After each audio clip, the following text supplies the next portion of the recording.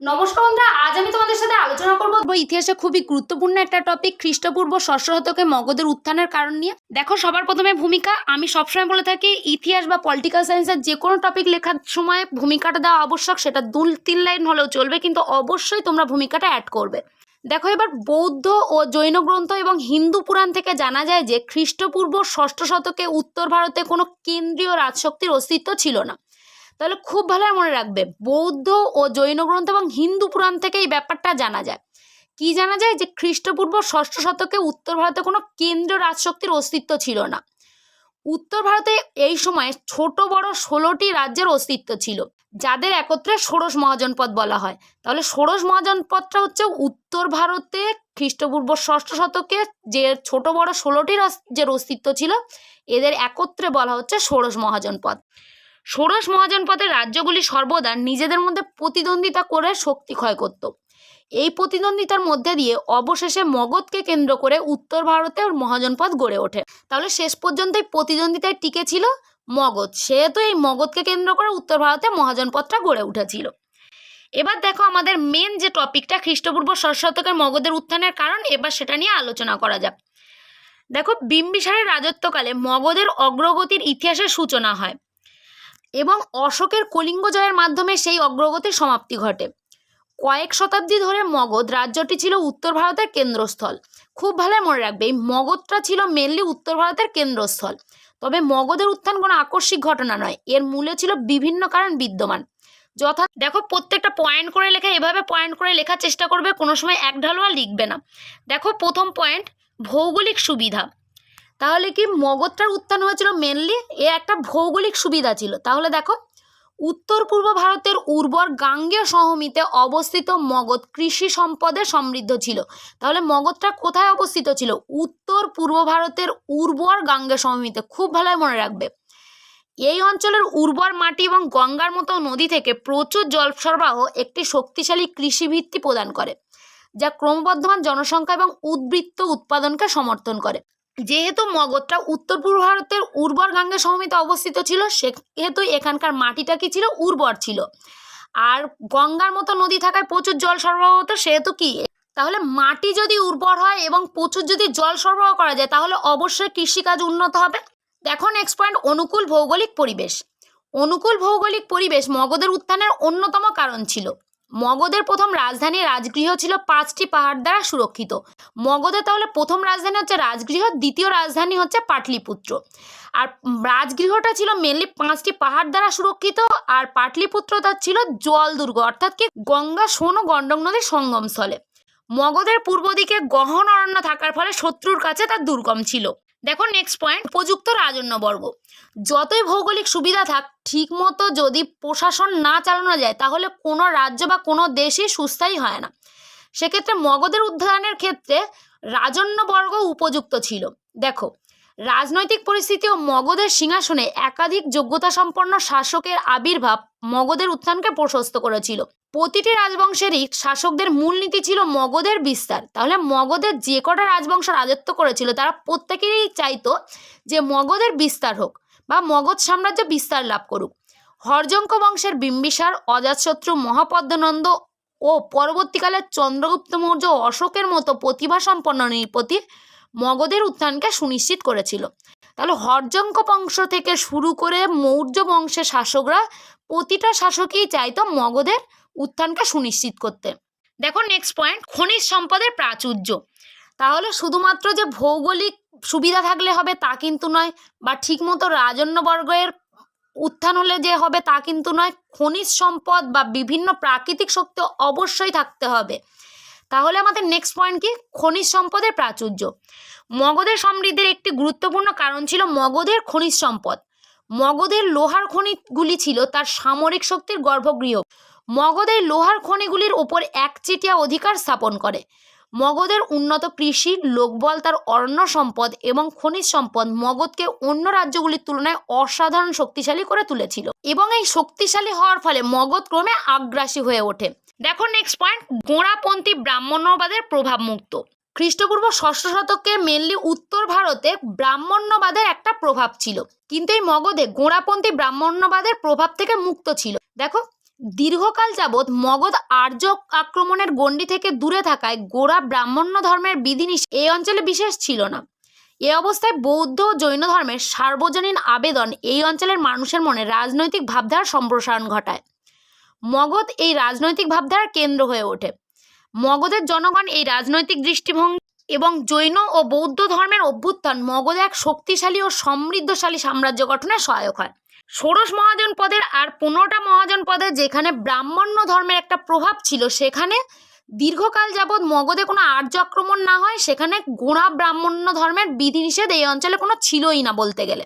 এই অঞ্চলে মেনলি বৌদ্ধ এবং জৈন ধর্মের প্রসার ছিল। খুব ভালোভাবে মনে রাখবে, ষোড়শ মহাজন পদের বাকি 15টা মহাজন পদে মেনলি ব্রাহ্মণ্য ধর্মের প্রভাব ছিল, কিন্তু মগধে ছিল বৌদ্ধ ও জৈন ধর্মের প্রভাব। এবার নেক্সট পয়েন্ট দেখো, গঙ্গা নদীর ভূমিকা। তোমরা একটু আগেই জেনেছিলে গঙ্গা নদীর জল কৃষিকাজের জন্য সহায়ক। শুধু যে কৃষিকাজের জন্য সহায়ক ছিল তা কিন্তু নয়, গঙ্গা বিধৌত অঞ্চলে নদীভিত্তিক ব্যবসা বাণিজ্য মগধের সমৃদ্ধির সহায়ক হয়। শুধু যে জলপথ থাকলে জলের সাহায্যে কৃষিকাজ হবে তা কিন্তু নয়, ব্যবসা বাণিজ্যও খুব ভালো হবে। তাহলে গঙ্গা বিধৌত অঞ্চলের নদীভিত্তিক ব্যবসা বাণিজ্যের জন্য মগধের সমৃদ্ধের সহায়ক ছিল। গঙ্গা নদী ও তার শাখা নদীগুলি যথা দক্ষিণে সোন, উত্তরে ঘরঘরা ও গণ্ডক মগধের প্রতিরক্ষায় সহায়ক হয়েছিল। এবার নেক্সট পয়েন্ট দেখো, মিশ্র সংস্কৃতি। আর্য ও অনার্যের সংমিশ্রণে মগধের উদার ও উন্নত সংস্কৃতি গড়ে ওঠে। তাহলে এখানে আর্য অনার্যের সংমিশ্রণ ঘটেছিল। আর্য মানসিকতা ও অনার্য বাহুবলের সংমিশ্রণে মগধের উত্থান দ্রুত হয়। তাহলে এখানকার মানুষদের মূলত আর্য মানসিকতা ছিল আর অনার্যদের মতো তাদের বাহুবল ছিল। নেক্সট পয়েন্ট দেখো, রাজনৈতিক কেন্দ্রীকরণ। মগধের শাসকরা একটি কেন্দ্রীভূত রাজনৈতিক ব্যবস্থা গড়ে তুলেছিলেন। তারা প্রশাসনিক সরকারকে বাস্তবায়িত করতে বদ্ধপরিকর ছিলেন। এছাড়াও একটি সুসংগঠিত আমলাতন্ত্র গঠন করেছিলেন, যা দক্ষ শাসন ব্যবস্থাকে সহজতর করেছিল। এবার যে কোনো রাজ্য বা যে কোনো দেশ চালাতে গেলে আমলাতন্ত্রকে অবশ্যই গঠন করতে হয় এবং সেটা দক্ষ শাসন হতে হয়। এই দক্ষ আমলাতন্ত্র যদি গড়ে ওঠে, যে কোনো রাজ্য বা যে কোনো দেশে সুশাসন গড়ে তোলা সম্ভব হয়। ক্ষমতার কেন্দ্রীকরণ, দ্রুত সিদ্ধান্ত গ্রহণ এবং সাম্রাজ্যবাদী নীতির কার্যকরের ক্ষেত্রে অনেকটাই সুবিধা প্রদানকারী হিসেবে গণ্য। নেক্সট পয়েন্ট দেখো, কূটনৈতিক কৌশল। যে কোনো দেশকে অন্য দেশকে থেকে সুরক্ষিত রাখতে অবশ্যই সেই দেশের কূটনীতিবিদ বা কূটনৈতিক কৌশল আয়ত্ত করতে হয়।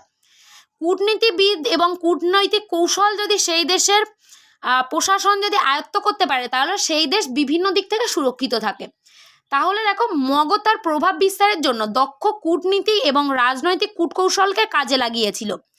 মগধের শাসকরা জোটবদ্ধ হয়ে অন্যান্য আঞ্চলিক শক্তির সাথে কৌশলগতভাবে বিবাদের সমাধানের মাধ্যমে শক্তিশালী সম্পর্ক গড়ে তুলতে সচেষ্ট ছিল। তাহলে সবসময় বাহুবল দিয়েই সম্ভব নয় বিভিন্ন দেশ বা বিভিন্ন রাজ্য জয় করা। অনেক সময় কূটনৈতিক কৌশলের মাধ্যমে বিভিন্ন সমস্যার সমাধান করা সম্ভব। এবার নেক্সট পয়েন্ট দেখো, বৌদ্ধিক ও আধ্যাত্মিক কেন্দ্র। মগধ বৌদ্ধিক ও আধ্যাত্মিক কার্যকলাপের কেন্দ্র হয়ে ওঠে। নালন্দা এবং তক্ষশিলার মতো বিখ্যাত শিক্ষা কেন্দ্রগুলি দূর দূরান্ত থেকে পণ্ডিত ছাত্রদের আকৃষ্ট করেছিল। তোমরা যখন নালন্দা তক্ষশিলা পড়েছিলে তখন তোমরা দেখেছিলে নালন্দা তক্ষশিলা থেকে মেনলি দূর দূরান্ত থেকে পণ্ডিত এবং ছাত্ররা আসতো। পণ্ডিত, দার্শনিক এবং ধর্মীয় নেতাদের পৃষ্ঠপোষকতা মগধের খ্যাতি এবং প্রভাবকে বাড়িয়েছিল, যা অনেক ক্ষেত্রে মগধের উত্থানকে প্রশস্ত করেছিল। এবার নেক্সট পয়েন্ট দেখো, প্রতিদ্বন্দ্বী শক্তিগুলির দুর্বলতা। মগধের সম্প্রসারণ প্রতিদ্বন্দ্বী শক্তিগুলির আপেক্ষিক দুর্বলতার দ্বারা সহজতর হয়েছিল। মেনলি যার 15টা মহাজন পদ ছিল, তারা মেনলি দুর্বল ছিল মগধের তুলনায়। প্রতিদ্বন্দ্বী রাজ্যগুলির মধ্যে রাজনৈতিক বিভাজন এবং অভ্যন্তরীণ দ্বন্দ্ব মগধকে তার আধিপত্য বিস্তার করার এবং এই অঞ্চলগুলিকে তার সাম্রাজ্যের সাথে অন্তর্ভুক্ত করার সুযোগ প্রদান করে। তাহলে যে বাকি 15টা মহাজন পদ ছিল মগধ ছাড়া, তারা সেই সব মহাজন পদগুলির মধ্যে রাজনৈতিক বিভাজন ছিল, আর কিছু কিছু ক্ষেত্রে তাদের নিজেদের মধ্যে একটা দ্বন্দ্ব ছিল। সেই দ্বন্দ্বের সুযোগ নিয়ে মগধ মেনলি তার আধিপত্যটা বিস্তার করেছিল। এবার নেক্সট পয়েন্ট দেখো, সামরিক শক্তি। মগধ একটি শক্তিশালী সামরিক বাহিনী গড়ে তোলার দিকে মনোনিবেশ করেছিল। মগধের শাসকরা হাতির ব্যবহার, সুপ্রশিক্ষিত পদাতিক বাহিনী এবং কৌশলগত জোটসহ উন্নত যুদ্ধ কৌশল আয়ত্ত করেছিল। শুধুমাত্র যে সেনাবাহিনী তা কিন্তু নয়, দেখো তোমরা, তারা হাতির ব্যবহার করত আর কৌশলগত বিভিন্ন জোট সহ যুদ্ধ করত। তারা ক্রমাগত তাদের সামরিক ক্ষমতা বৃদ্ধিতে মনোনিবেশ করেছিল এবং প্রতিবেশী অঞ্চলগুলিকে জয় করতে এবং তাদের সাম্রাজ্য প্রসারিত করতে সক্ষম হয়েছিল। নেক্সট পয়েন্ট দেখো, বৈদেশিক বাণিজ্য। জলপথ অর্থাৎ নদীগুলির ওপর একচ্ছত্র আধিপত্য থাকার ফলে মগধ অতি সহজে প্রতিবেশী রাষ্ট্রগুলিকে নিয়ন্ত্রণ করে রাখত। তোমরা দেখেছো গঙ্গা নদী তো অবশ্যই, তাছাড়া তার বিভিন্ন শাখা নদীগুলির ওপরেও মগধের একটা আধিপত্য ছিল।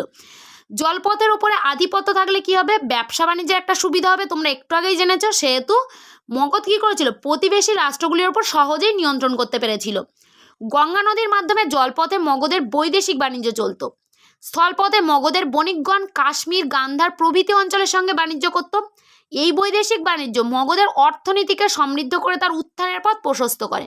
এবার যে কোনো দেশ বা রাজ্যের যদি বৈদেশিক বাণিজ্য থাকে তাহলে প্রচুর বৈদেশিক মুদ্রা আহরণ করতে পারে বা বৈদেশিক মুদ্রা পেতে পারে। আর বৈদেশিক মুদ্রা পেলে কি হবে, যে কোনো দেশেরই অর্থনীতি সমৃদ্ধ হবে। সেক্ষেত্রে মগধের যেহেতু বৈদেশিক বাণিজ্যটা উন্নত ছিল, সেহেতু মগধের অর্থনীতিটা অনেকটাই সমৃদ্ধ হয়েছিল। আর এই অর্থনৈতিক সমৃদ্ধিটাই মগধের উত্থানের অন্যতম একটা কারণ ছিল। এবার নেক্সট পয়েন্ট দেখো, জনসংখ্যার অনুকূল পরিবেশ। গাঙ্গেয় দোয়াব অঞ্চলে মগধের অবস্থান মানুষের বসবাসের ক্ষেত্রে অনুকূল পরিবেশ গড়ে তুলেছিল। তাহলে মগধটা মেনলি কোন অঞ্চলে অবস্থিত, গাঙ্গেয় দোয়াব অঞ্চলে, তোমরা একটু আগেই জেনেছো। আর এই অঞ্চলটি ছিল মানুষের বসবাসের ক্ষেত্রে অনুকূল। অনুকূল অর্থাৎ কেন, এই অঞ্চলের মাটি ছিল উর্বর, যেখানে কৃষিকাজ ভালো হতো, গঙ্গার থেকে জল পাওয়া যেত। এবার দেখো, যখন অনুকূল পরিবেশ হবে তাহলে সেখানে জনসংখ্যা নিশ্চয়ই বেড়ে উঠবে। সেহেতু এই জনসংখ্যার অনুকূল পরিবেশ থাকার জন্য মগধ মেনলি শক্তিশালী হয়ে উঠতে পেরেছিল। দেখো এবার, পলিমাটি সমৃদ্ধ উর্বর কৃষিভূমি মগধকে জনবহুল করে তুলতে সাহায্য করেছিল। জনবহুল হওয়ার সুবাদে বিভিন্ন ক্ষেত্রে প্রচুর লোকবলের সুবিধা ছিল। নন্দ বংশের রাজা ধননন্দের বিপুল সেনাবাহিনী আলেকজান্ডারের মতো দিগ্বিজয়ী বীরের আতঙ্কের কারণ হয়ে দাঁড়িয়েছিল। এবার নেক্সট পয়েন্ট দেখো, মূল্যায়ন। আমি সবসময় বলে থাকি যে কোনো টপিক লেখার ক্ষেত্রে যেমন ভূমিকাটা দেওয়া আবশ্যক, তেমনি অবশ্যই মূল্যায়নটা অ্যাড করবে। তোমরা যদি এখানে বলো যে দিদি মূল্যায়নটা আমরা এবার কী লিখবো, আমি বলবো যে তোমরা প্রথম থেকে পুরোটা যা পড়েছো বা যেটা বুঝেছো সেটাই তোমরা 2-3 লাইন মূল্যায়নের মধ্যে অ্যাড করবে। খুব বেশি লেখার কোনো প্রয়োজন নেই, 2-3 লাইন হলেই চলবে। দেখো এবার এখানে মূল্যায়নটা কী লেখা আছে, ভৌগোলিক সুবিধা, সামরিক শক্তি, রাজনৈতিক কেন্দ্রীকরণ, কূটনীতি, অর্থনৈতিক সমৃদ্ধি এবং প্রতিদ্বন্দ্বী রাজ্যগুলির দুর্বলতাকে কাজে লাগিয়ে মগধ তার সাম্রাজ্যকে প্রসারিত করতে এবং নিজেকে প্রাচীন ভারতে একটি বিশিষ্ট শক্তি হিসেবে প্রতিষ্ঠিত করতে সক্ষম হয়েছিল।